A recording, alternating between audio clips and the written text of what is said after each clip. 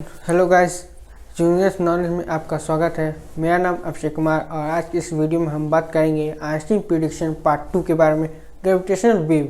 तो हम जानेंगे ग्रेविटेशनल वेव होती क्या है और ये प्रोड्यूस कहाँ से होती हैं, तो उसमें जो इंस्ट्रूमेंट कौन कौन से लग रहे हैं और आने वाले फ्यूचर में इसके इंस्ट्रूमेंट्स कौन कौन से होंगे और हम ग्रेविटेशनल वेव को कैसे डिटेक्ट करते हैं इसके बारे में हम जानेंगे। तो इसी के साथ वीडियो करते हैं स्टार्ट और लास्ट तक आप वीडियो देखते रहिए।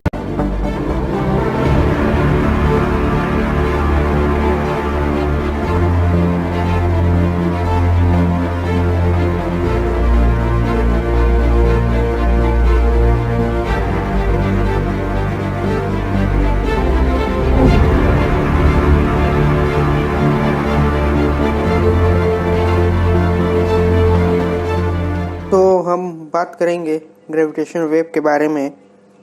तो रुके हुए पानी में अगर हम उसमें पत्थर फेंकें तो वो पत्थर की वजह से जो पानी में क्या डिस्टर्बेंस प्रोड्यूस होने लगता है, तो उसके वजह से डिस्टर्बेंस की वजह से वहाँ पे वेव्स भी प्रोड्यूस होती हैं। ठीक इसी तरह स्पेस टाइम में भी अगर वहाँ पर डिस्टर्बेंस प्रोड्यूस हो उसके वजह से भी वेव्स प्रोड्यूस होती हैं, जिसे हम कहते हैं ग्रेविटेशनल वेव। तो ग्रेविटेशनल वेव्स जो है 3 तरीके से प्रोड्यूस हो सकती हैं। पहला है ब्लैक होल, दूसरा है न्यूट्रॉन स्टार, तीसरा है कॉस्मिक स्ट्रिंग। तो इन तीनों की वजह से जो है वहाँ पे ग्रेविटेशनल वेव्स प्रोड्यूस होती हैं। तो ये जो ग्रेविटेशनल वेव्स हैं वो स्पेस टाइम को एक तरफ से जो है स्ट्रेच करती है और दूसरी तरफ से स्क्वीज करती हैं। यानी कि जो ग्रेविटेशनल वेव्स आती हैं तो स्पेस टाइम में जो है जो डिस्टर्बेंस जो प्रोड्यूस होता है वो एक तरफ से जो है दबता है और दूसरी तरीके से जो है स्ट्रेच होता है, मतलब फैलता है। तो मैं आपको एक इमेज दिखा रहा हूँ, वो देख के आप समझ सकते हैं। तो यहाँ पे आपको ऑरेंज दिख रहा होगा। तो यहाँ पे नीचे साइड में ग्रेविटेशनल वेव है जिसकी एम्पलीट्यूड जो है 0 है। वहाँ पे जो ऑरेंज की जो शेप है वो नॉर्मल है, सर्कल शेप में है। लेकिन ग्रेविटेशनल वेव की जो एम्पलीट्यूड इंक्रीज हो रही है तो हम देख रहे होंगे जो शेप है वो एक तरीके से जो है स्ट्रेच हो रही है और दूसरी साइड से स्क्वीज हो रही है। तो आप देख रहे होंगे क्रॉस पोलराइजेशन में, तो आप देखें कि साइड से जो है वो स्क्वीज हो रही हैं और जो ऊपर और नीचे साइड में जो है स्ट्रेच हो रही हैं। और फिर प्लस पोलराइजेशन में आप देखेंगे लेफ्ट और राइट साइड में जो है स्क्वीज हो रही हैं और अप और डाउन में जो है स्ट्रेच हो रही हैं। फिर से जो है ग्रेविटेशन वेव की जो एम्पलीट्यूड है फिर 0 हो रही है। फिर से जो है ऑरेंज का जो शेप है फिर से नॉर्मल हो जा रहा है। फिर आप देख रहे होंगे कि ग्रेविटेशन वेव की जो है एम्पलीट्यूड फिर से इंक्रीज हो रही है। तो फिर से जो है वो अलग एंगल पर जो है स्ट्रेच और स्क्वीज हो रही हैं, जैसे आप इमेज में आपको दिख रहा होगा। फिर जो है ग्रेविटेशन वेव जो है उसकी एम्पलीट्यूड फिर 0 हो रही है। फिर से ऑरेंज की जो शेप है नॉर्मल हो गई। तो इस तरीके से जो है ग्रेविटेशन वेव स्पेस टाइम को एक तरीके से जो है स्क्वीज और स्ट्रेच करता है। तो मैं यहाँ पे एक इमेज आपको दिखा रहा हूँ। तो साइड में आप देख रहे होंगे लेजर लगा हुआ है और उसके सीधे में जो है मिरर है, उसके ऊपर भी एक मिरर है और उसके नीचे जो है आप देख रहे होंगे यहाँ पे डिटेक्टर लगी हुई है। तो ये जो रेज आ रही है, जो रेज मर्ज कर रही है एक पॉइंट पर, उसे कहा जा रहा है बीम स्प्लिटर। तो बीम स्प्लिटर से जो मिरर्स की जो डिस्टेंस है वो 4 किलोमीटर है दोनों तरफ के मिरर में। तो जो ग्रेविटेशन वेव्स आती हैं तो उसकी वजह से जो है स्पेस टाइम में जो है डिस्टर्बेंस प्रोड्यूस होती हैं। तो स्पेस टाइम स्क्वीज होते हैं, एक तरफ से जो है स्ट्रेच होते हैं। तो यहाँ पर जो डिवाइस लगी हुई है जिसे हम कहते हैं लिगो, तो ये जो डिवाइस है यहाँ पर भी जो है एक तरीके से जो साइड जो है उन सबका एक तरफ से स्ट्रेच होगा, एक दूसरी तरफ से स्क्वीज होगी। तो यहाँ पे जो डिटेक्टर लगा हुआ है तो वहाँ से जो बीम आएगी तो उसे हम डिटेक्ट हो जाएगा कि यहाँ पर जो है कोई ग्रेविटेशनल वेव आई है, वो कि हमने डिटेक्ट किया है। तो जो लिगो का फुल फॉर्म है laser interferometer gravitational wave observatory. यहाँ पर जो है ग्रेविटेशनल वेव को हम लोग डिटेक्ट करते हैं।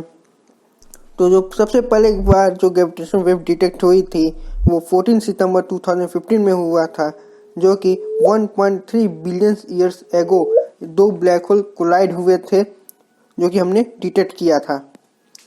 फिर बाद में हमने 26 दिसंबर 2015 में एक और बार हमने ग्रेविटेशनल वेव्स को डिटेक्ट किया और आगे भी करते हुए आ रहे हैं। एक तो जो लिगो को जो हमने एक्टिव किया था वो हमने 11 सितंबर 2015 में किया था। तो उसी के 3 दिन बाद जो है हमने पहली बार ग्रेविटेशनल वेव को डिटेक्ट किया। तो हमने काफ़ी अच्छे समय पर जो है लिगो को इंस्टॉल किया था। तो लिगो में जो मिरर्स लगे हुए उस मिरर को हमें डिटेक्ट करना था, जो कि 10⁻⁻17 मीटर था, और कई जगह पे ये 10⁻⁻21 मीटर भी लिखा हुआ आता है।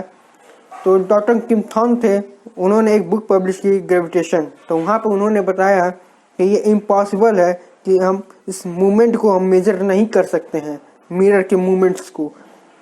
लेकिन बाद में फिर डॉक्टर किम थॉन को ये मानना पड़ा, क्योंकि हमने जो है ग्रेविटेशन वेव्स को डिटेक्ट किया उसके मिरर्स को 10⁻⁻17 मीटर, तो उसकी मूवमेंट को हमने मेजर कर लिया था। तो यहाँ पे एक चीज़ और मैं बताना चाहूँगा कि एटम का जो डायमीटर होता है वो 10⁻10 मीटर होता है, और न्यूक्लियस का जो डायमीटर है वो 10⁻15 मीटर होता है। तो हमें जो मिरर जो डिटेक्ट करना था वो 10⁻17 मीटर था। तो इतने छोटे अमाउंट ऑफ मूवमेंट को हमने मेजर कर लिया था। रॉय विन्स, जो कि MIT के स्कॉलर हैं, उन्होंने बताया कि जो ब्लैक होल्स जो हैं आपस में जो टकराते हैं तो ग्रेविटेशनल वेव्स निकल रही हैं, तो वहाँ पे जब आते हैं हमारे प्लैनेट तक आते हैं तो वहाँ पे उसके साथ जो है नॉइज़ भी आती है। तो एक ऐसी डिवाइस, उन्होंने कहा कि एक ऐसी डिवाइस हम बनाएं कि जो उसके नॉइज़ को भी जो फिल्टर करके जो ग्रेविटेशनल वेव्स आ रहे हैं दो ब्लैक होल के कोलिजन से, हम उसे आसानी से डिटेक्ट कर सकें और उसके बारे में हम ज़्यादा से ज़्यादा स्टडी कर सकें कि ब्लैक होल किस जगह से आई है, वहाँ डायरेक्शन कहाँ से है, तो उसका जो दो ब्लैक होल जो कोलाइड हुए थे उन सब का क्या पर्पस था, ये सब। तो उसके बाद जो आए रोनाल्ड ड्राइवर, तो उन्होंने इस इंस्ट्रूमेंट पे काम किया। उन्होंने जो इंस्ट्रूमेंट जो रॉय विन्स ने जो दिया था उसे थोड़ा मॉडिफाई उन्होंने किया। तो आप जो यहाँ पे जो लिगो आप जो देख रहे हैं वहाँ पे एक और मिरर लगा रहता है वहाँ पे, जो कि इतना पावरफुल मिरर है, रिफ्लेक्टिंग मिरर है, जो कि 100 फोटोन में से 1 फोटोन को एब्जॉर्ब करता है, बाकी का 99 फोटोन जो है रिफ्लेक्ट कर देता है। तो इतना स्ट्रॉन्ग रिफ्लेक्टिंग मिरर है जिसकी वजह से जो है हम ग्रेविटेशन वेव्स को हम आसानी से डिटेक्ट कर पाते हैं और इसलिए उसे स्टडी करते हैं हम लोग। तो ये रोनाल्ड ड्राइवर जो है वो को फाउंडर है लिगो के। तो मैं यहाँ पे एक और चीज़ बताना चाहूँगा, जो हमने पहली बार जो ब्लैक होल हमने जो ग्रेविटेशन वेव्स जो डिटेक्ट किया, जो कि ब्लैक होल के जरिए फॉर्म हुए थे, वो बहुत ही दूर से हुए थे, और वो हमारे मिल्की वे गैलेक्सी तक आते आते उनकी बाउंड्री तक आते हुए 50-100 ईयर्स लग गए। एक और इमेज आपको दिख रहा होगा, तो नीचे की साइड में जो है न्यूट्रॉन स्टार है, जो कि यहाँ पे बगल में स्केल दिया हुआ है 1 mass of sun, 2 mass of सन, इसलिए के 180 मास ऑफ सन के बराबर जो है। एक ऊपर की साइड में आपको ब्लैक होल दिख रहा होगा, नीचे की साइड में जो आपको जो छोटे छोटे डॉट्स है वो जो है वो न्यूट्रॉन स्टार है, क्योंकि न्यूट्रॉन स्टार के कोलिजन से भी जो है ग्रेविटेशनल वेव्स प्रोड्यूस होती हैं। और उसके ऊपर भी कुछ डॉट डॉट चीज़ें दिख रही हैं, वो कुछ कंफर्म नहीं है वो क्या है, अभी उस पर स्टडी की जा रही है। आप उसके ऊपर आएंगे तो आप देखेंगे कि ब्लैक होल्स हैं जो कि आपस में कोलाइड हो रहे हैं, कोलिजन्स हो रहे हैं और मिलके एक बहुत बड़ा ब्लैक होल बना है, जो कि 180 मास ऑफ सन के बराबर है। ठीक, तो यहाँ से जो है ग्रेविटेशनल वेव्स ऐसी प्रोड्यूस हो रही हैं जो हमारे तक आते आते जो है उसमें ग्रेविटेशनल वेव्स में काफ़ी ढेर सारे नॉइज़ भी आते हैं। तो यहाँ पर एक और इमेज आपको दिख रहा होगा कि दो ब्लैक होल्स जो है आपस में रिवॉल्व कर रहे हैं, तो उनका एम्पलीट्यूड जो है थोड़ा सा किस तरीके से है। तो फिर जो दो ब्लैक होल जो है आपस में कोलाइड होकर एक ब्लैक होल जब बन रहा है तो उनका एम्पलीट्यूड जो है और बहुत ज़्यादा हाई हो जा रहा है। फिर जब वो आपस में कोलाइड हो जा रहे हैं तो एम्पलीट्यूड जो है फिर से नॉर्मल सा हो जा रहा है। तो कुछ और इमेजेस आप लोग देख रहे होंगे जो कि ऑब्जर्वेशन के जरिए हम लोगों ने डिटेक्ट किया था ग्रेविटेशनल वेव को। तो वहाँ पर भी आप देख सकते हैं कि ग्राफ जो है किस तरीके से फॉर्म हो रही है। तो वहाँ पर भी जो ग्राफ है सेम इसी तरह फॉर्म होती है जैसे अभी मैंने बताया है कि दो ब्लैक होल्स हैं आपस में रिवॉल्व कर रहे हैं, तो एम्पलीट्यूड जो है थोड़ा सा ऊपर नीचे है। ग्रेविटेशनल वेव है वो ग्रेविटी को रिप्रेजेंट करता है। तो यहाँ पर मैं थोड़ा सा ग्रेविटी के बारे में बता दूँ। मैं पहले भी बता चुका हूँ पिछली वीडियोस में, तो मैं फिर से दोबारा बता रहा हूँ। तो जहाँ पर जो ग्रेविटी जहाँ ज़्यादा होगी वहाँ पर टाइम स्लो टिक करती है। ठीक, तो अर्थ की बात करें तो पोल पे जो है ग्रेविटी बहुत ही ज़्यादा होती है, तो वहाँ पर जो है टाइम स्लो टिक करेगी। और इक्वेटर पे ग्रेविटी बहुत कम होती है, तो वहाँ पर टाइम फास्ट जो है टिक करेगी। अगर हम अर्थ की रोटेशनल स्पीड की बात करें तो पोल पे जो है रोटेशनल स्पीड जो है कम होती है, तो वहाँ पर टाइम जो है फास्ट टिक करेगी। और इक्वेटर पर जो है रोटेशनल स्पीड जो है हाई होती है, वहाँ पे टाइम स्लो टिक करेगी। अगर हम नेट टाइम डायलेशन निकालें एक, तो हमारा जो स्पेस क्राफ्ट होता है या फिर हम कहें एयरक्राफ्ट कुछ एक तो मूव कर रहा है वो, तो उसके स्पीड की वजह से और ग्रेविटी की वजह से जो टाइम में जो डिफरेंस आता है, मान लीजिए कोई एयरक्राफ्ट है वो मूव कर रहा है, तो उसकी स्पीड की वजह से जो टाइम आ रही है वो टाइम प्लस जो ग्रेविटी की वजह से जो टाइम हमें जो मिल रहा है वो टाइम, फिर उन दोनों टाइम को ऐड करेंगे तो हमें मिलेगा नेट टाइम डायलेशन मिल जाता है। तो डॉक्टर किम थॉर्न जो है उन्होंने कहा कि जो rate of flow of time produce gravity, यानी कि टाइम का जो फ्लो है वो ग्रेविटी प्रोड्यूस करता है। ठीक, तो एक फिलोसफिकल डिफिनीशन उन्होंने दिया डॉक्टर किम थॉर्न ने कि नेचर में जो भी चीज़ है वो उस जगह पर जाना चाहती है जहाँ पर टाइम स्लो मूव करता है। It's in the nature of all object to find a place where time run slow. एक एग्जांपल से समझते हैं हम इस चीज़ को। अगर हम सूरज के पास जाएं, सूरज के पास जो है मास ज़्यादा है, वहाँ पे ग्रेविटी भी ज़्यादा होगी। वहाँ ग्रेविटी ज़्यादा है तो यानी कि टाइम वहाँ पे स्लो टिक कर रही है। अगर हम सूरज के पास कोई भी ऑब्जेक्ट छोड़ दें तो वो सूरज का चारों तरफ से चक्कर लगाने लगेगा। तो इस मीन्स जो ऑब्जेक्ट है वो उस प्लेस पे जा रहा है जहाँ पे टाइम स्लो टिक कर रही है।